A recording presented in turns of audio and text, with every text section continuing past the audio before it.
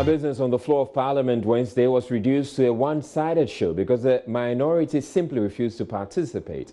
Even though they were on the floor throughout the duration of the sitting, they stayed off contributing in adopting business that came before the House.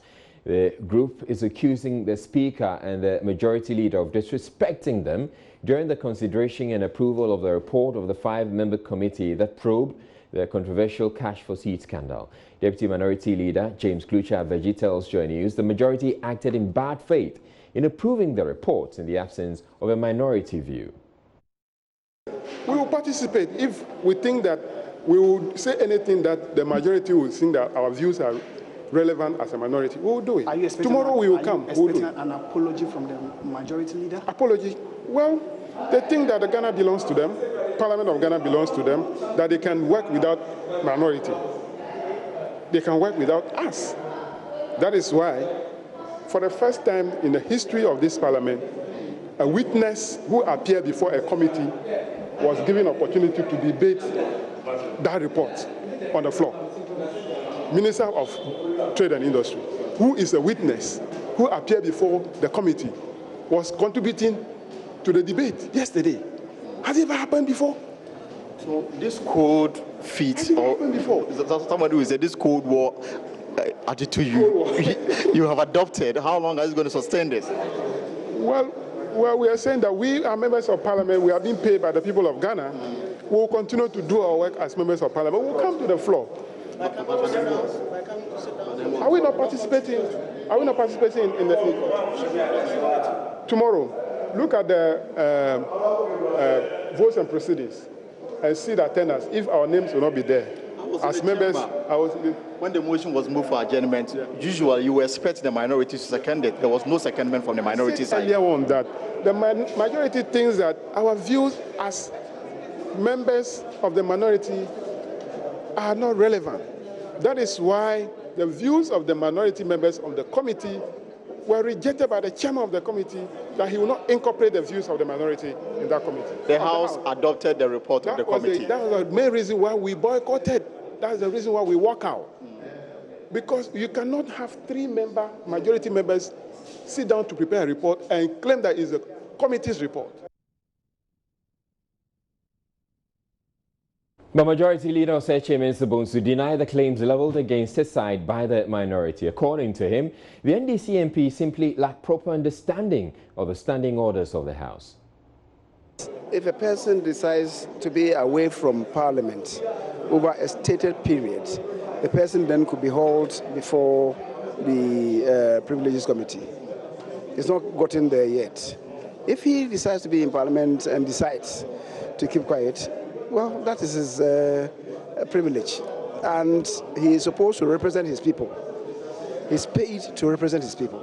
And if he decides not to represent his people, it is for his people to decide. Do you agree that they are full dragging on their participation? Well, I observed. We were not told officially. But yesterday, I'm told they said I use hard language. I related to some people having acted dishonorably and dishonestly. And I will repeat same anytime, given the sequence of events. I'm not saying that that person is eternally or chronically dishonest. I've not said so. But I said that that conduct is a conduct that could be described as dishonest. And I insist on that. Because you don't, the rules are clear. The rules provide for the committee chair to write a report. You see, repeatedly they have not followed the rules. But whenever committees have finished their jobs, the committee chair would maybe ask the committee clerk, who might have written the minutes of proceedings, to go and produce a report. But if you read Order 210, the burden is on the chairman to produce a report. So if you have a very diligent chairman, he will just call his clerk. What are the salient issues that you covered? What are the issues? What are the minutes that you have captured? Let me, on account of that, produce a draft report. Well, Parliament on Wednesday took time to discuss the dangers of cancerous diseases. MP for Berekum East, Dr. Kwabena Chum Nuama, who read a statement to observe International Cancer Day, which fell last Sunday, stressed the need for the country to take seriously the vaccination of girls against cervical cancer. As a country, we look at the issue of vaccination of young girls against the human papilloma virus, which causes cervical cancer. This vaccine is currently available commercially and can prevent cervical cancer, which is one of the very few cancers that can be prevented by vaccination.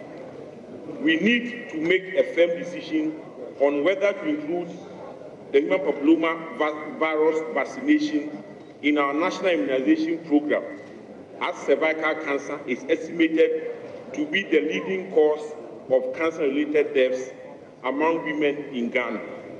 We need to support the service providers, chiefly the Ghana Health Services and other health delivery institutions, to provide preventive services for cancers in Ghana. We also need to strengthen early diagnosis for cancers by making these available at all levels of the health system. In so doing, we can reduce the burden of cancers in Ghana and ensure a healthy Ghanaian population. Now, in other news, a 35-year-old phone accessories dealer whose shop was crashed by Telecom's mast at Takoradi in the Western region has died. Zizi Alaba passed on Wednesday morning at the Fiankwanta Regional Hospital, where he was on admission after the telecom mast collapsed onto his shop, injuring him in the process. The mast, said to be operated by Globalcom, fell from a 3-story building onto the shop at the Kujokrum Trotro station Tuesday afternoon. In Athalia, Kwanzaa sent in this report.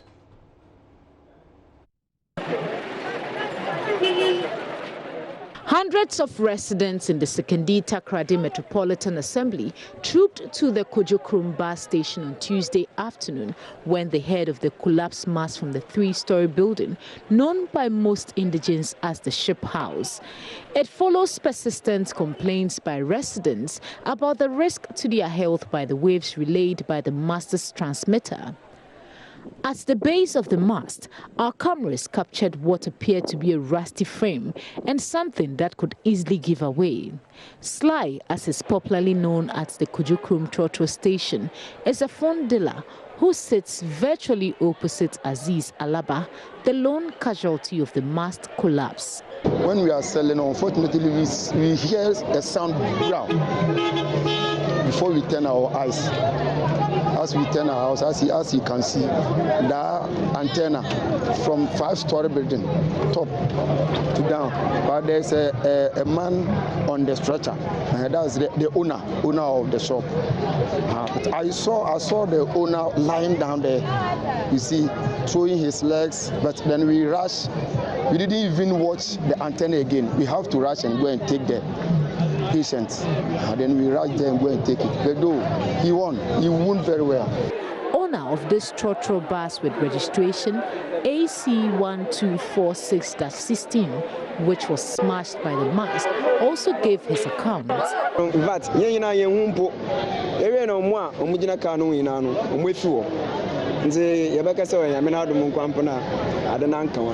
Na say obo can accept the and come say car but I mean obo polo so obo store no so no obo car no so but nimpe bia impro car no so mu akadia mu de amu ba betre but nimpe bia no anka car no but nia o she store no no nya deep cut away. The caretaker of the house where the mast is mounted, Joseph Kwam, said it was his late brother who allowed the telecom company to mount the mast, but promised to work with the city authorities to remove one other remaining mast. Okay, if they remove the thing from my house, it will be very good, because when I am out there, people always complain about it and say even those around 50, 65 years, it's not good for the health. And I'm almost 50, so I will be part of biography. So if the NADBO people can help me to remove the thing from the house, I will be appreciated. Regional Director of the National Disaster Management Organization, Abdul Ganiu, assured the other mast will be removed. It's unfortunate that this thing has happened. So we'll do our best to make sure that all these antennas which are on buildings within the metro in the city, we'll make sure that they go out of this system, because if they really want to do business, they need to get to area where it will not possess any hazard to the community. Until then, the over 40 tenants who live in the 3-story building and those who work in and around the Trotro station would have to live their lives, hoping the remaining mast won't come crashing down yet. For Joy News, in Natalia Kwanza, Sekandi Takrady.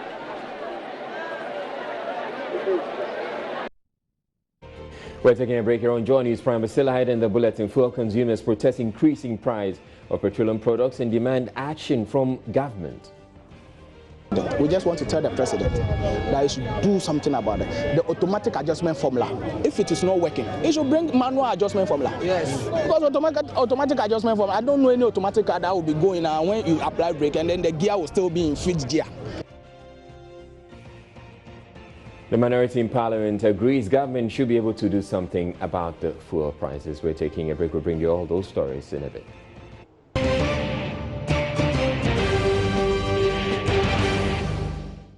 Welcome back to Joy News Prime. Joy News is learning President Akufo-Addo will be assessing the performance of all his ministers in a face-to-face sit-down conversation with each of them beginning this Friday. We understand the assessment will be based on research commissioned by the President.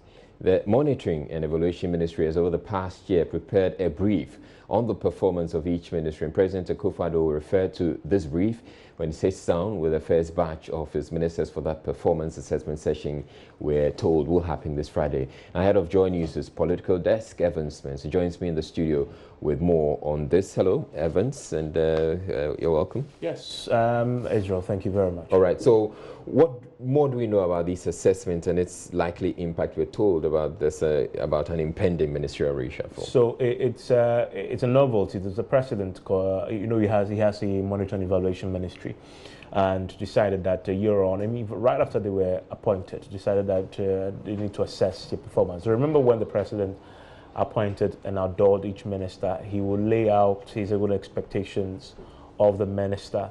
And all of them had some clear objectives. So if you take the finance minister, reducing the deficits, achieving macroeconomic stability, etc. You take the education minister, he had to implement the free SHS, was a major thing. And so that assessment is done. A report has been given to the president in a stand, and he is going to be sitting down with them together with the chief of staff to have a conversation with them about what they have achieved and what they have not achieved, if there are gaps, why are there gaps, and then he can have a clearer mind in terms of making a decision as to who stays when the reshuffle comes, who is moved elsewhere, or who simply moves out of the government. And so this is starting this Friday, right. And the research, I understand, had been done over the last 1 year, and with some very interesting, findings in that the president only will see and use as a basis to sort of have a conversation. We all do this every year with our bosses here, and it's interesting that the president is choosing to adopt the same style. So is it at this face-to-face encounter that the president is going to say, all right, so I've seen your brief and I've heard from you, but I'm not convinced that you've delivered another job? Yes, absolutely. Is he going to tell them right absolutely. away? The report that he already has, the research that was done, already gives an indication what each minister has done, what he hasn't done. So the president is not going in there only to listen to the ministers say so. He's going to be matching what the minister is saying to him he's done against what the actual research says he's done. And it's in that, you need to give the person a hearing. He's seen it, but he needs to give them a hearing. When the process is done, the president simply will tell from what I understand. Because remember, it's going to inform the reshuffle. Yeah. And the president simply doesn't want him to go into reshuffle blindly and just take a list and cross people's names out and move them elsewhere. He wants to know scientifically who has done what and who hasn't. before he makes a decision. So the communication we make to the minister. What are we to expect about this impending reshuffle? Is it going to be significant? A cut in the numbers from 110 to something significantly low, I'm told. We're definitely going to have a cut. We're going to have a reduction in some of the deputy ministers we've seen. We're going to have a shrinking or the amalgamation of some of the ministries as well. And so we're going to definitely see a cut in the number of ministers we have over the last 1 year. Now, away from this, we know that President Akufo-Addo will tomorrow deliver the State of the Nation address, his very second, and this will be happening in Parliament. What do we know about what's likely to be said? So we got a hint of what he will say tonight when we spoke to the Deputy Information Minister, who was clear that the economy is top on the agenda. One of the things that he will also certainly talk about is jobs. When he met the media, remember that came up. He himself started his own address by talking about the job problem, but he failed to tell us how many jobs they've created. Since then, the Agric Minister has told us the number of jobs they've created with the Plan for Food and Jobs. We're expecting that tomorrow there'll be some more detail. We will get some more particulars about what his one district, one factory policy, which has started, and the other policies that have been rolled out. How many jobs are these creating? And in essence, the economy, meeting the macroeconomic targets. I also expect him to say something about fuel, by the way, because it's been one of the biggest issues in the last few days. A demonstration today, we went out with our cameras to speak to Mark Arumena about the expectations, and they were clear that the fuel prices have led to increases in prices of grain, etc. The president, I expect to say something about that tomorrow and what they're doing to cushion the impact. All right. Okay, and you'll be part of the coverage, the team covering the State of the Nation address. What are we to expect? So we are going to be on all our platforms starting from 6 a.m. From the floor. We're going to be live from the floor of Parliament, so we can have the real, experience of it all with the parliamentarians. We're inviting some experts from outside to join us. Television goes on with the AM show. Radio will be, but we'll converge at 10. And in essence, bring them all-round coverage right from morning to like 1 p.m. So you can imagine it's a long day's work, speaking to people, interrogating the subject, and after that, we'll constitute a panel that people will be excited to watch and listen, delving into some of the key things the president will lay out. Do you reckon the president is going to show up in one of those bulletproof cars? Yeah, that would be interesting. I'm sure we'll be all watching that to see which of the cars. If the car is, okay, the president's car is not registered, but he just has the coat of arms. Yeah. But we'll watch closely. We know what a brand new car looks like. Yeah, we do. All right, thank you very much, Evans Smith. Now, moving on, a group of protesters led by the Chamber of Petroleum Consumers, Ghana, Wednesday staged a demonstration to demand action from government about the increasing price of fuel. The protesters, comprising members of the Industrial and Commercial Workers Union and some commercial transport unions, argue that the increases are causing hardships which consumers can no longer bear. They are also calling on government to scrap the special petroleum tax. Maxwell Agbagba was with the demonstrators and has come through with this report.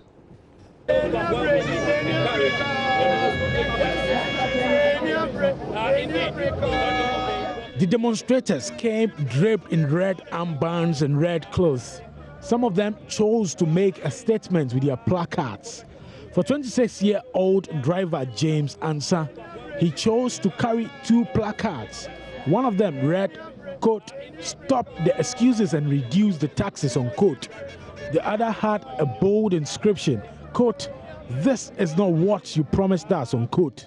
The group walked through some principal streets in Accra through the Central Business District to register their displeasure at the recent increase in fuel prices. But the National Petroleum Authority believes the demonstrators are misleading the public.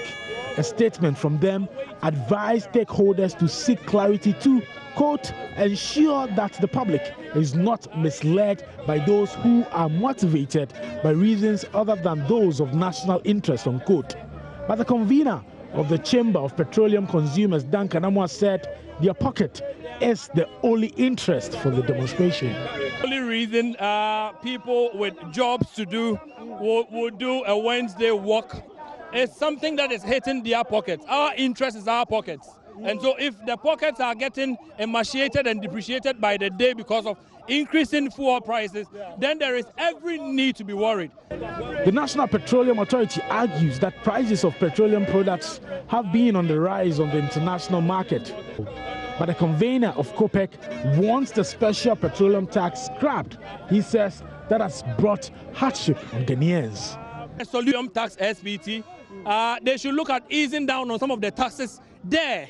The SPT at current 15%, what it means is that each time international market prices go up, SPT is also rising our pockets. But this man has an interesting advice for government. The president, we just want to tell the president that he should do something about it. The automatic adjustment formula, if it is not working, he should bring manual adjustment formula. Yes. Because automatic adjustment formula, I don't know any automatic car that will be going when you apply brake and then the gear will still be in fifth gear. When you apply brake, the gear is supposed to come down to first gear so that you start moving again. But this automatic adjustment formula, anytime they increase fuel up, they increase here. But when they reduce there, we don't see the reduction. This government, MPP Nanado government promised us a lot that he will reduce petrol. But officer, now we are buying fuel 22 cedi, 23 cedi. How? You promised us a lot that when you come, you will reduce petrol. When Mahama was in power and then Professor Moss, when they were in power, we used to buy petrol 14 cedi, 70 pesos, 14 cedi, 30 pesos. But another 1 year, officer, we are buying petrol 22 cedi, 23 cedi. How?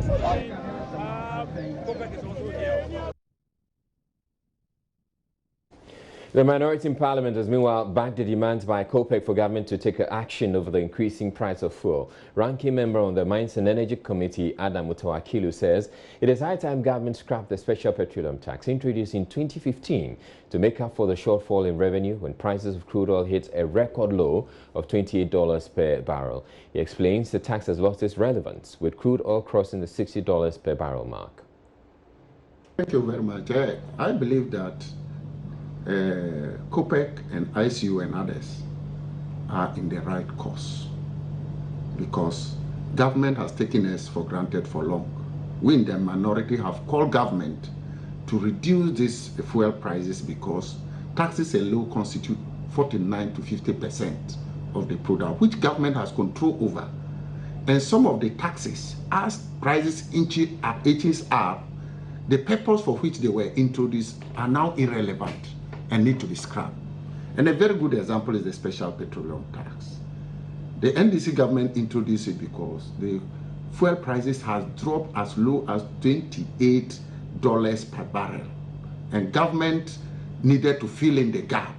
And as such, the special petroleum tax was introduced. Even then, the current vice president criticized government for introducing that special petroleum tax and promised that when they come, they will scrap it. Now, petroleum prices are above 60%. So the purpose for taking money from Ghanaians in respect of special petroleum tax is no more relevant, and want to urge government to take it off because prices are inching up. If you take the budget, even our revenue that we expected, the average was $57 per barrel. Today is over 60. That means we are even making more surplus from the sale of our crudes with over 6. Well, it appears government is willing to do something about the situation, and it is considering it. We have an interview with Deputy Energy Minister in charge of petroleum. We'll be bringing you that interview later on in this bulletin. Do stay tuned. Right now, though, we're taking a break for business station.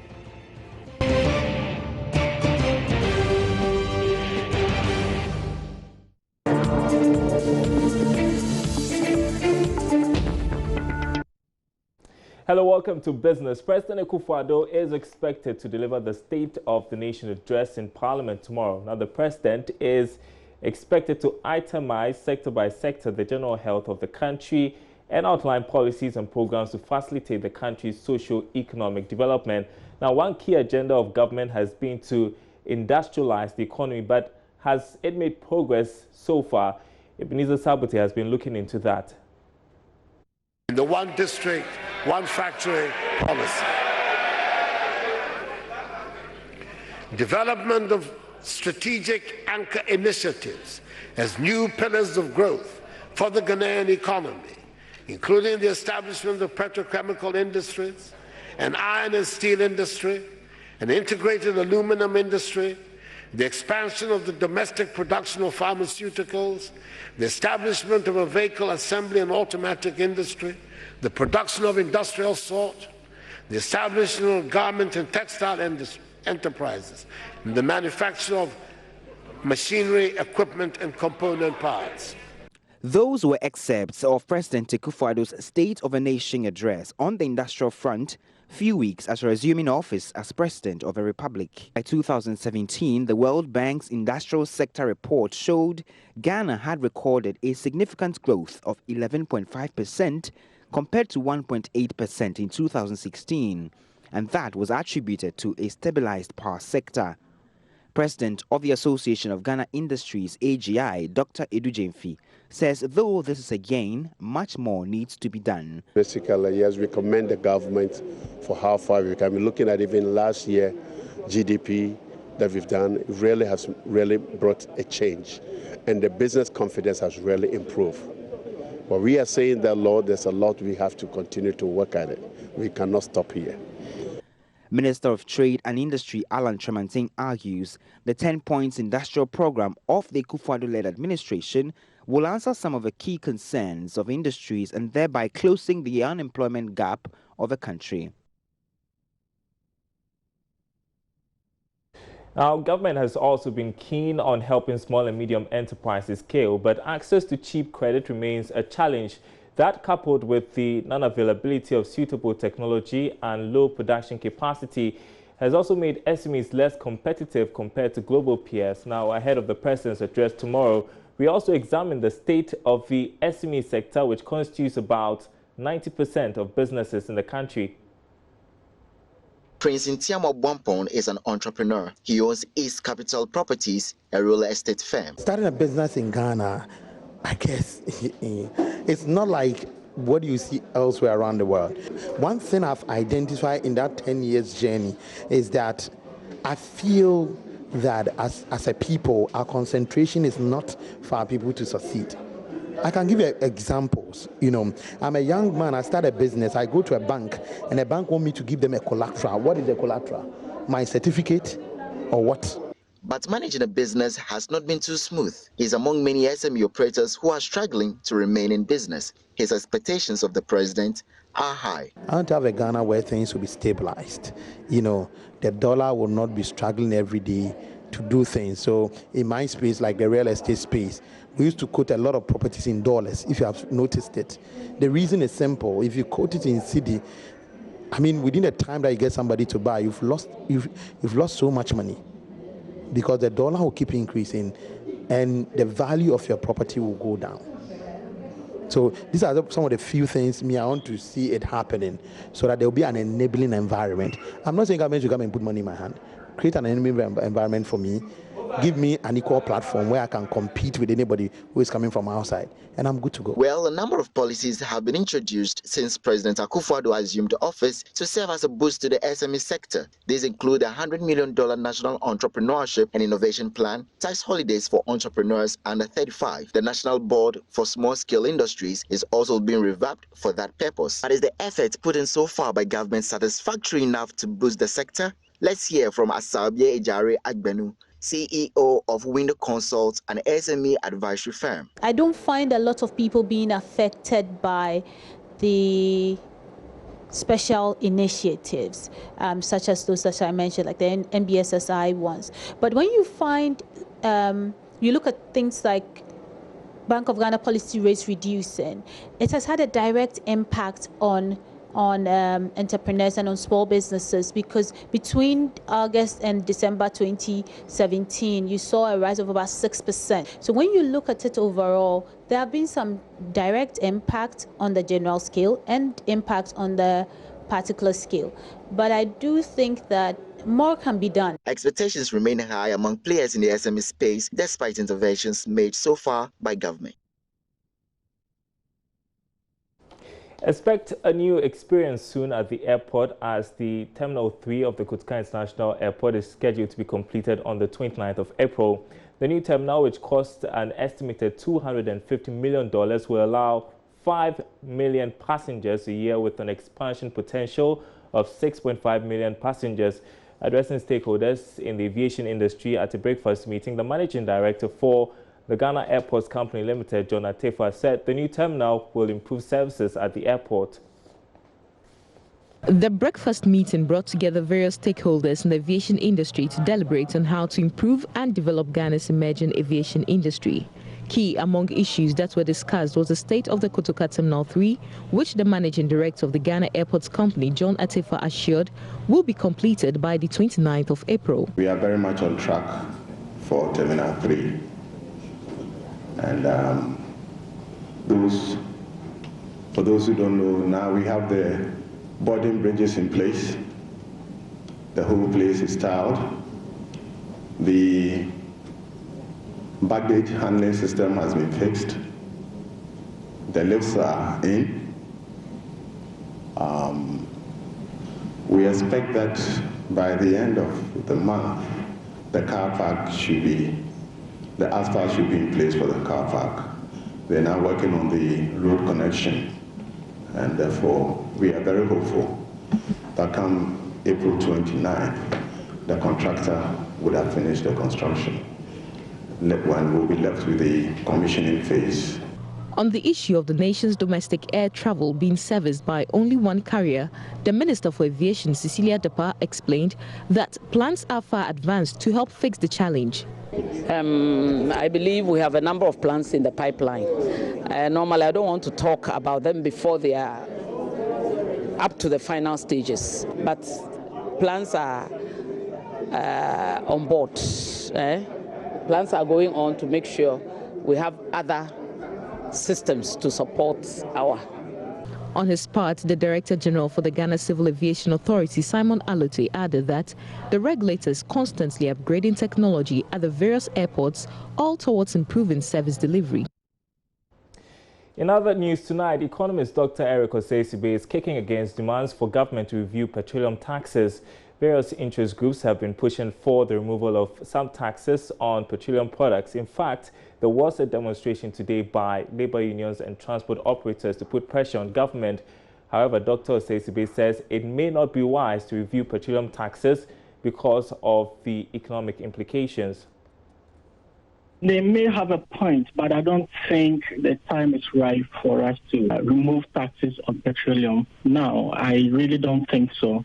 Because, as you know, petroleum tax is one of the surest way of government raising revenue. And as you know, government had already reduced some taxes for the country. And so for government to go ahead to remove taxes on petroleum, I think it will be suicidal for this country. Given the low revenue performance in recent times, I don't think it's a good idea. My next question was going to be how critical these taxes are for government in terms of revenue mobilization. You speak about low revenue generation, but right. Should we go back to the era of subsidizing petroleum products to help with the situation? Because the various stakeholders are complaining about high fuel prices. Well, I don't think so. I don't think subsidization will solve the problem. I really don't think that we should go back to years of regulations and where government subsidizes and it distorts the entire pricing regime. I think we all of us have agreed to commit ourselves to the automatic adjustment pricing. And therefore, I think we should allow it to work. The government can do very little with this kind of regime now, and Ghanaians should begin to brace themselves up for some of the consequences of deregulation. I think what government can do in order to reduce or mitigate the impact of petroleum pricing will be to making sure that the cedi is stabilized so that it does not augment the prices that is currently increasing. Or government can also hedge. petroleum prices, so that it brings some stability into the export prices locally. But for government to go back to intervene and to subsidize petroleum, I think it's something that we shouldn't revisit because of the negative impact it can have on government fiscal position. And that's it for business. There's more news after this break.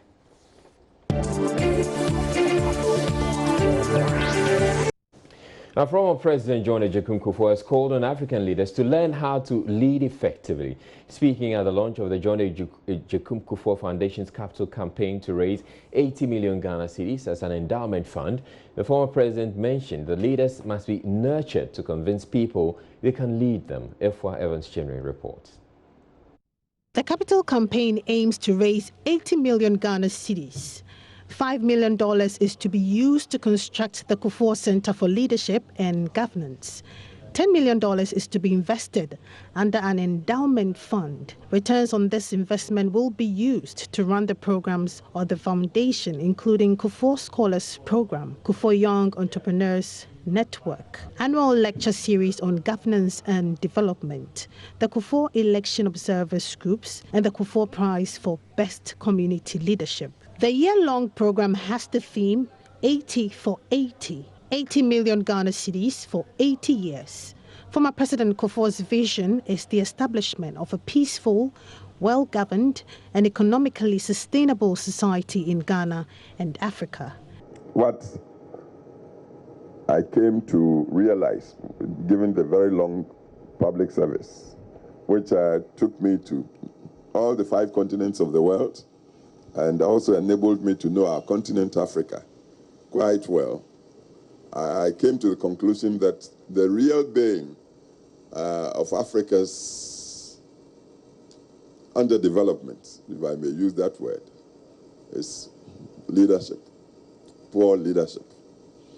And I don't blame us, the Africans. I don't blame us. We've had a very sad history over the past about 600 years.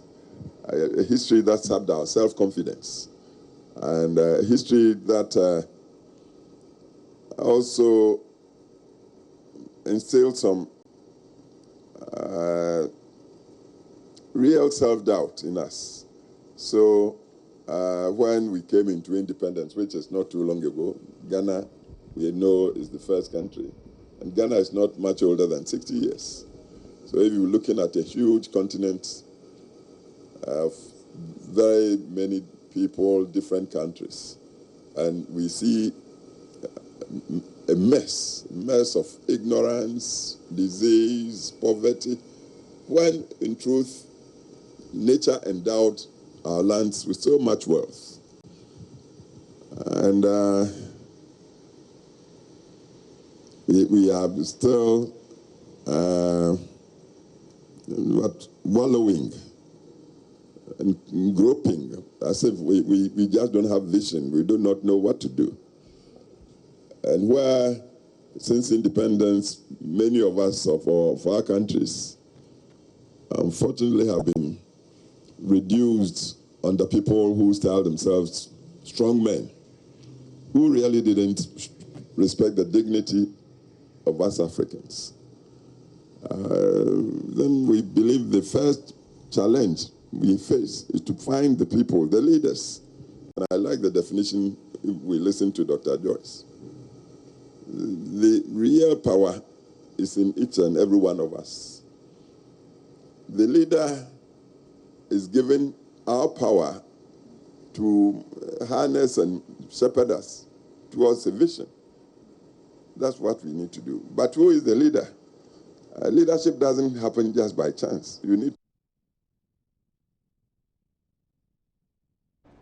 We're turning to our top story, which has to do with the protest by fuel consumers about the increasing price of petroleum products. Now, government says it is considering demands by the consumers over the recent increase in petroleum prices. It follows a demonstration led by the Chamber of Petroleum Consumers, which is demanding the scrapping of what it calls nuisance petroleum taxes, specifically the special petroleum tax. Deputy Energy Minister Dr. Amin Adams explains the increase, which is currently less than 1%, would have been 5%, but for government intervention. He's been speaking with my colleague Aisha Ibrahim. Well, I think that they have expressed their concerns, and government is a listening government. We are very sensitive, and that is why we have already responded, even before they made the calls. We have responded by abolishing the excise tax on petroleum products, by reducing the special petroleum tax from 17.5% to 15%, by using the stabilization levy to intervene so that we can cushion. They didn't call on us to do that. Government found it prudent to do that because we are quite sensitive to the plight of the citizens. And so if the citizens are making further calls on government, government will want to consider their concerns. We're going to have a series of meetings to look at what options are available to us. And so at the appropriate time, government will respond. In your 2018 budget, we know that you targeted $54.5 from the 57.5 revenue from the petroleum sector in the 2018 budget, but we're told you are hitting almost 70 because you're around 63. So you should have a windfall instead of rather still taxing people. Well, I think we should look at the deficit, of the government. The government is faced with before you can call that a windfall.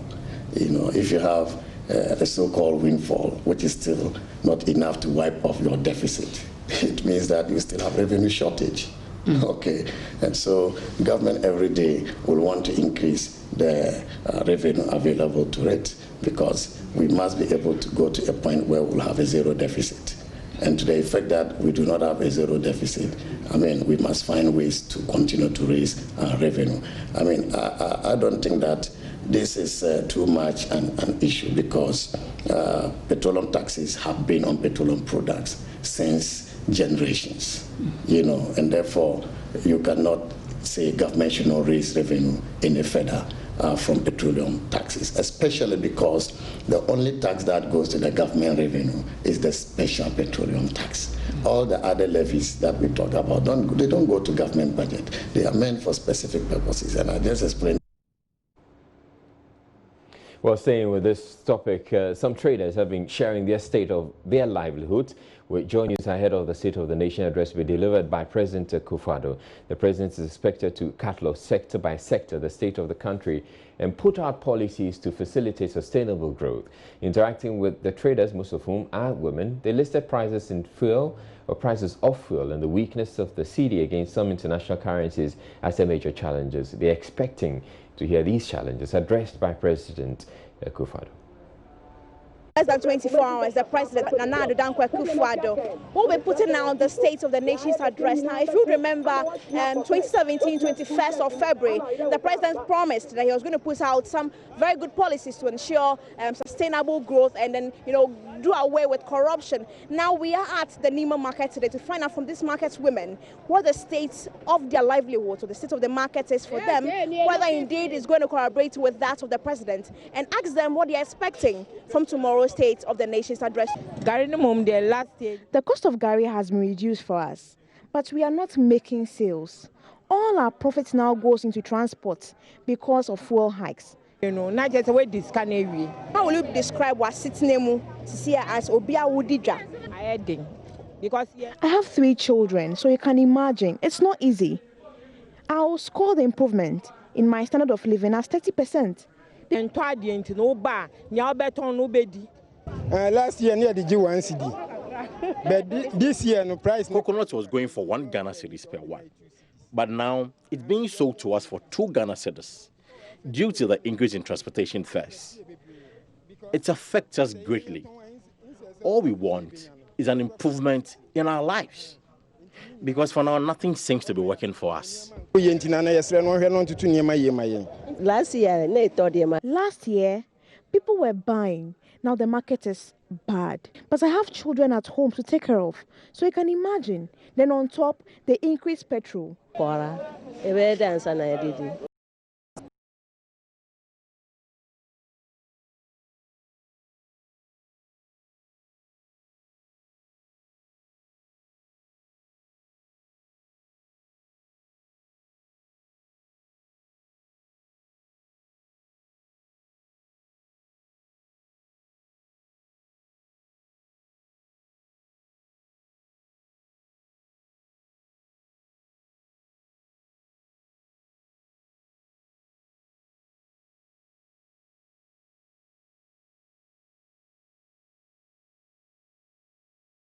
and if they are adequately equipped and empowered to play their roles.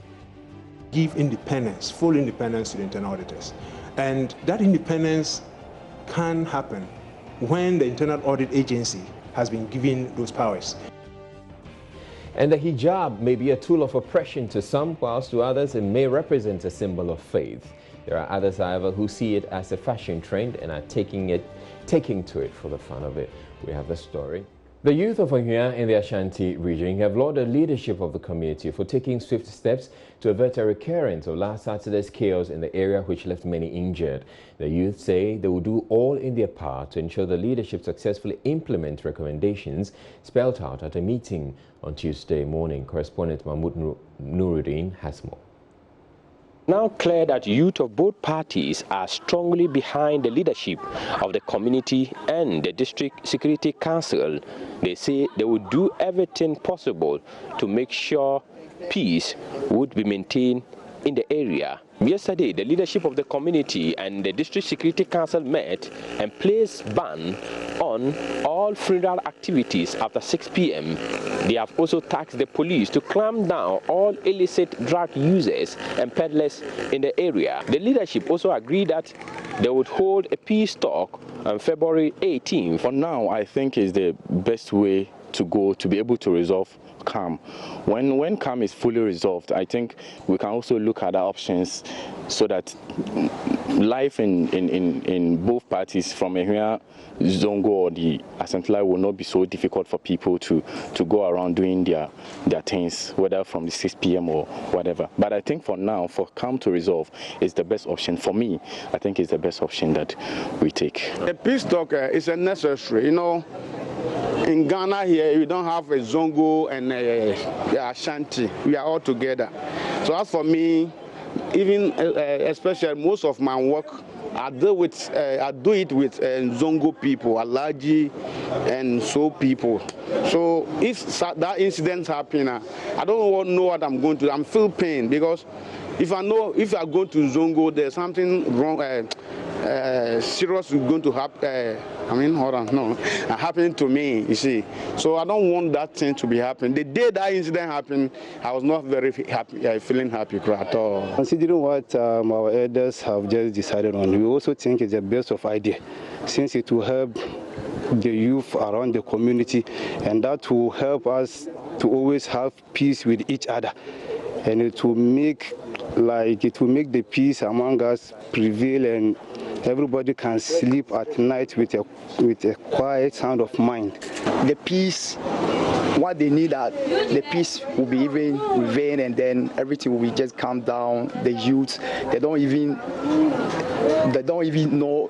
want to see that the boys are just even gather or the funeral activities. Maybe when the funeral activities come on, they should even close 6 p.m. right now. So I think it's the right direction. It's good. So what we need, even if we're here, we need is the peace. Peace. We are preaching peace. So everybody should go to normal activities and everything.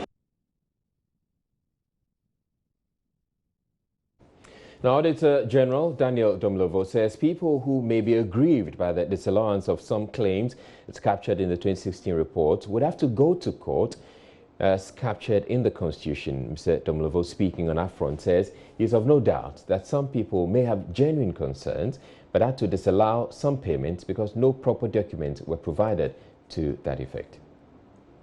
If you read my report, you will see the point where I activated the clause 7 of Article 187 to say I've disallowed this expenditure. I went ahead to advise that anyone who is aggrieved by the disallowance must go according to clause 9 of Article 187, which is appeal to the High Court for the High Court to turn my decision upside down or to reject my position.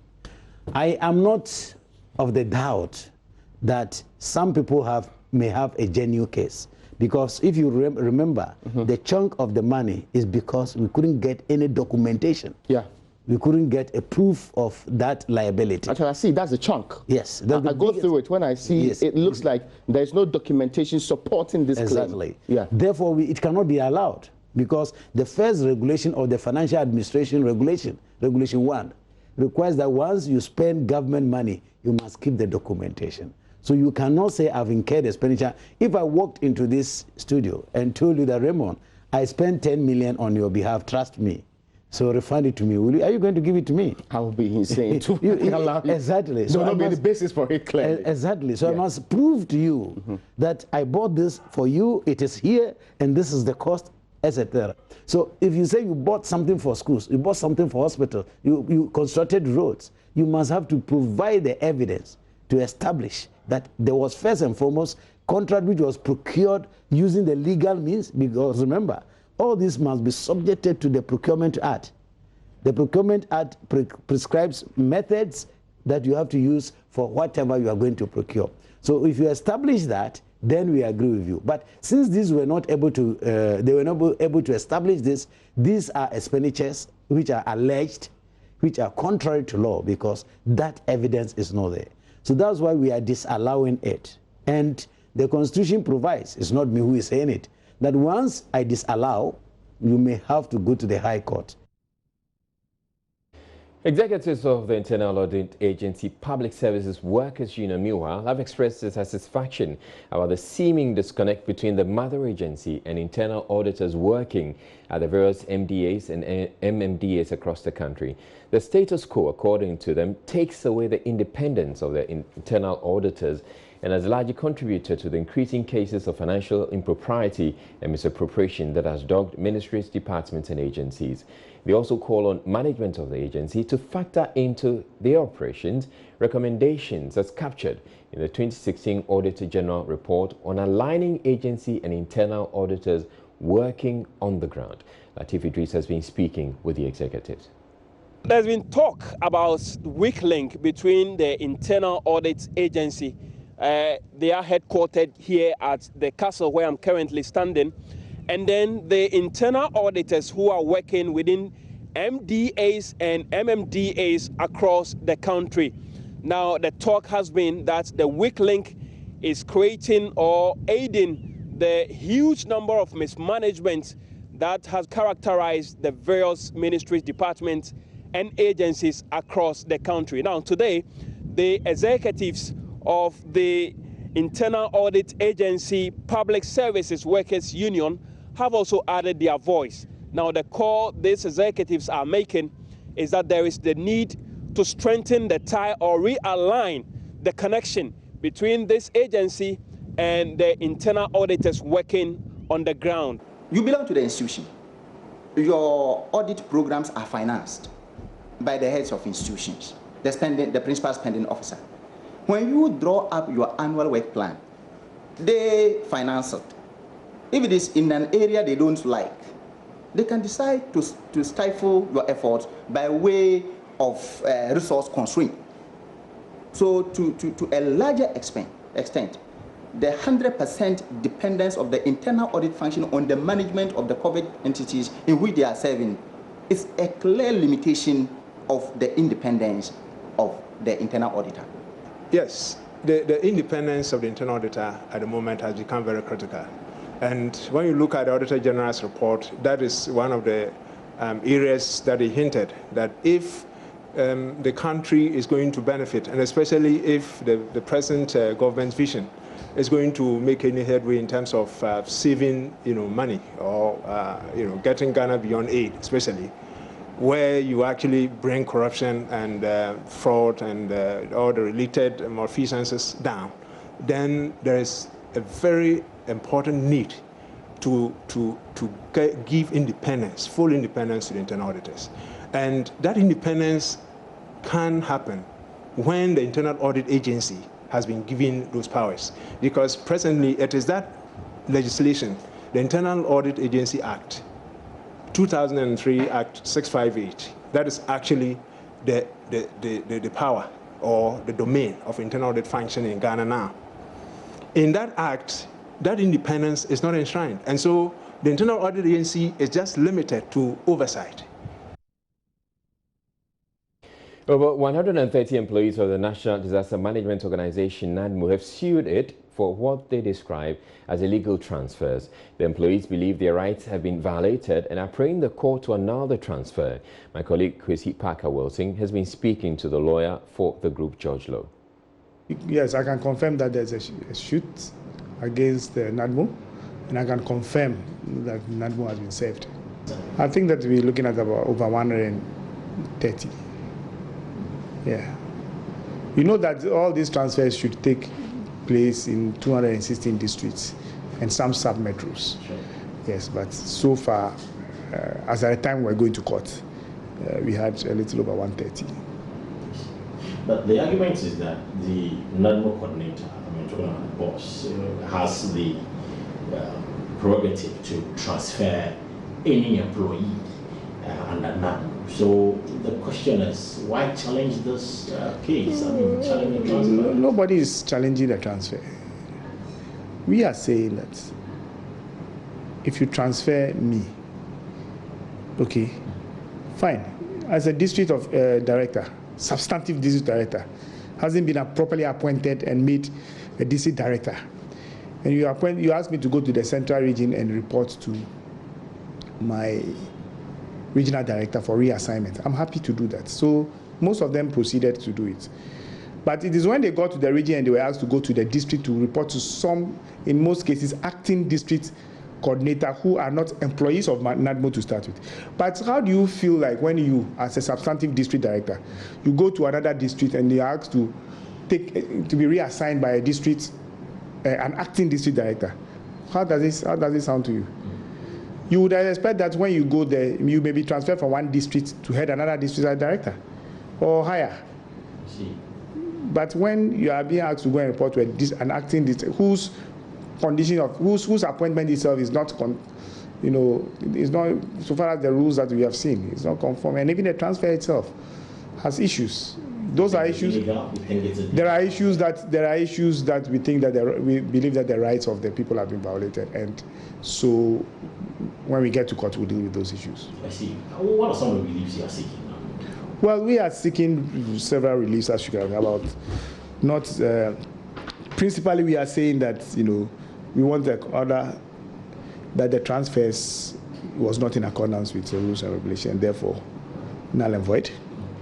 We are also looking for an order that the purported appointment of acting directors was also not in conformity with the laid down rules, the public service, and also the NADMO Act and the conditions of service did not contemplate, when they talk about acting positions, did not contemplate a totally new person coming from outside to hold that position, at the level of the district directors and things like that. And then, of course, we also say that, and therefore we want that one also annulled, and then we are asking for general damages.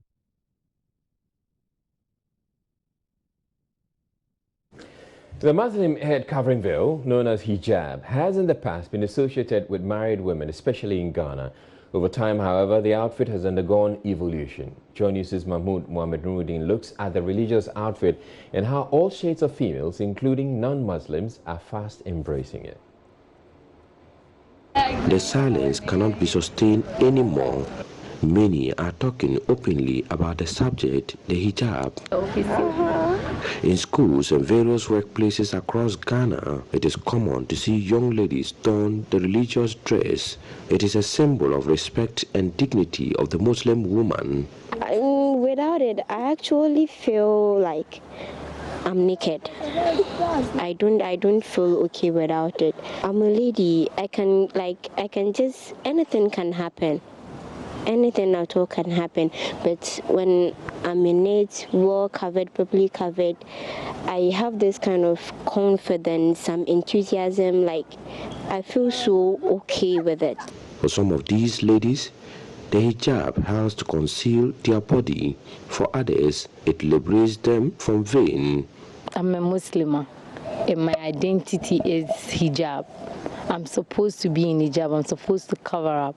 Hijab, as Muslimah, married or not, young or old, you are supposed to be in hijab. You are supposed to cover up. The hijab is who we are. Like, that's what Allah made us.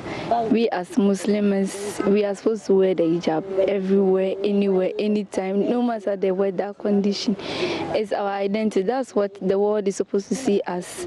So we are not supposed to follow the world and then leave our religion aside. Meet Filipina Champon and Benis Owusu, both non-Muslims. They find solace in wearing the scarf, which is an aspect of hijab. I chanced upon them when they were being dressed by Habiba Kamal and Latifa Abdulhamid, both in their early 20s. My name is Mrs. Owusu. I'm married and I'm a Christian, but I always dream to be like this. It makes you feel like a real woman, attracted to God. Let me say that first of all. This dressing, I think Christians too can dress like this. I'm Filipina. I feel comfortable. I wear it sometimes. You are sealed, it's like you are not exposing any parts of your hair and it's all covered. It's really good. It's nice. The hijab sends a signal to men. The wearer is modest and preserved woman. It is said that a woman who wears hijab liberates herself from vain and selfish desire to show off her beauty and to compete with other women around her. It is as a result these ladies here are emulating that practice.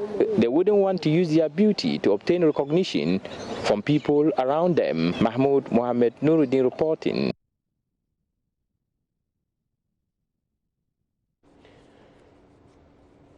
Now, the One District, One Factory and One Village, One Dam initiatives were key campaign promises by the New Patriotic Party to woo voters in the 2016 election.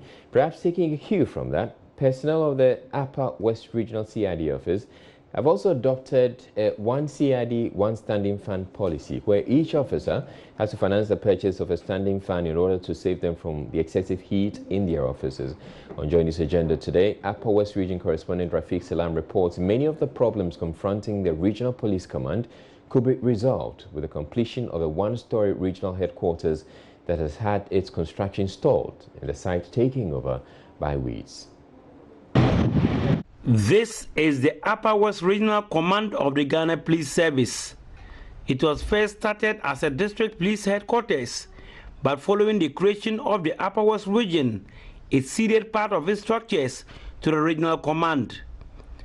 Any first-timer to the police station will not be able to differentiate between the two command officers. The only thing that may help is the naming on their walls. The major challenge faced by police personnel here is lack of office space. Here, residential facilities have been turned into offices. These 7 quarters are residential facilities for officers. However, due to lack of office space, they have been turned into offices and a clinic. Makeshift structures are also constructed inside the corridors to aid the officers do their work. This is the internal audit unit of the Ghana Police Service, but also doubles as the Office for the Rapid Development Force, RDF. Storerooms and kitchens have been converted into offices. They have little or no space to put their exhibits. Chief Inspector Alhaji Idi Ziblim explains. In terms of variances, we have turned all the inspector quarters, especially in Upper West here, to be an offices, which is very bad. Look at my office, an action unit office. If somebody come here, reinforcement, we have to clash each other before we move to a scene of crime. This is completely a kitchen. You have entered the DSP office and you have seen it. It is very, very bad. So we are advising and treating people to assist us to get defeated offices so that we'll be proud of Upper West. The story is same at the Department of the Motor Traffic Transport Unit, but in a worse form, as officers and their dockets are drenched when it rains.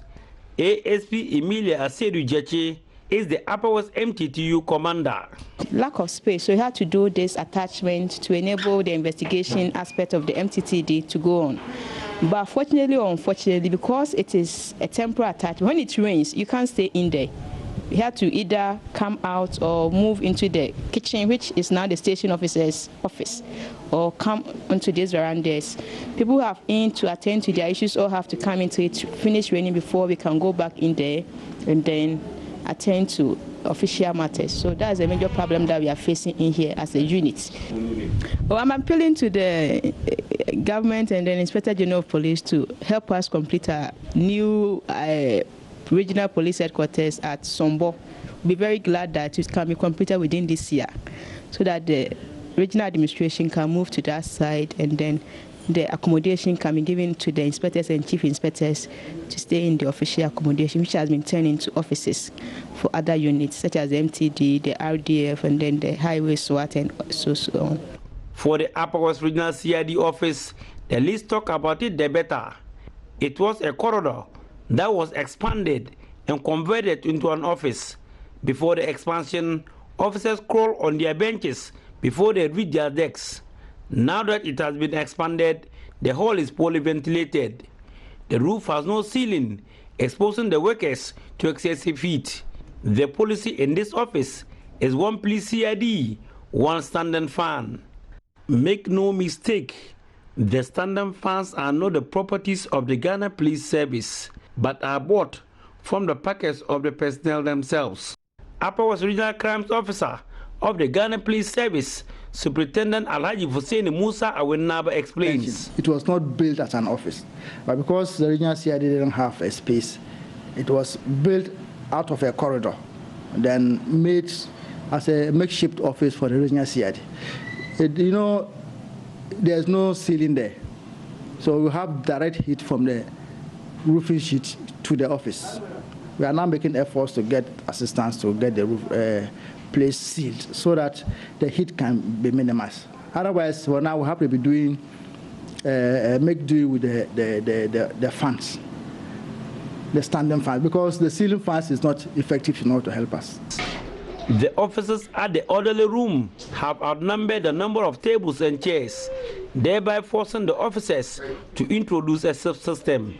There's no shelves or lockers for officers to keep case dockets, so there are piles of files of documents and dockets on the tables and even on chairs. DCOP Edward Odro Kwarton is the Deputy Upper West Police Commander. Nowhere to keep your files.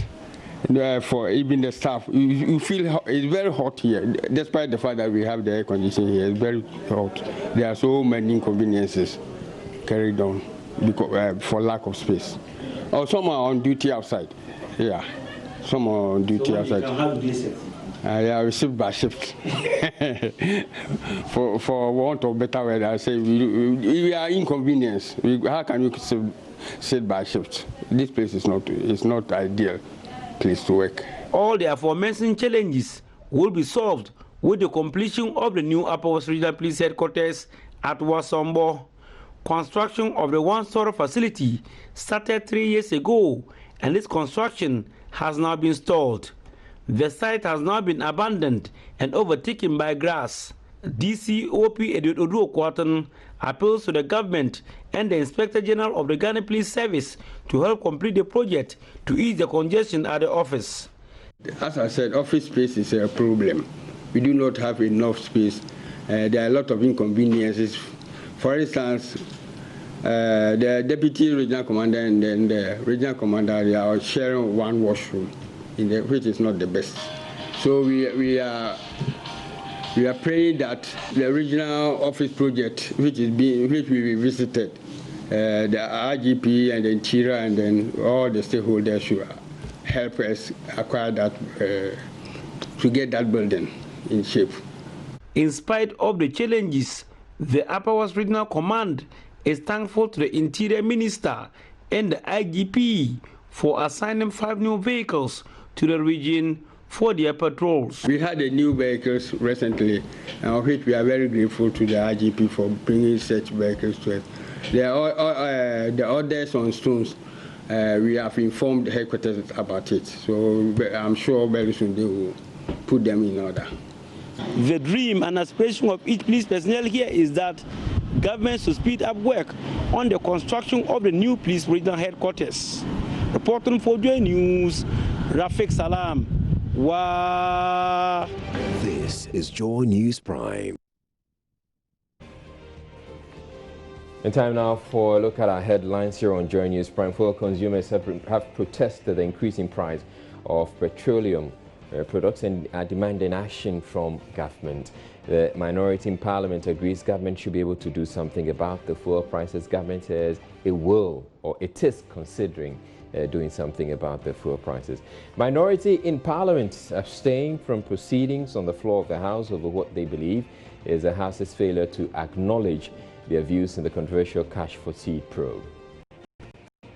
The majority has, however, denied the claims. And Joy News is learning of an impending assessment of ministers of state by the president himself in what could inform an imminent reshuffle of his cabinet. And then in business, we've been assessing some critical sectors of the economy ahead of the State of the Nation's address to be delivered by President Akufo-Addo on Thursday. And remember, we will be bringing you live coverage of the State of the Nation address by President Akufo-Addo tomorrow. Also in the bulletin, former President Kufuor has called on African leaders to learn how to lead effectively as he launches an endowment fund to raise 80 million cedis.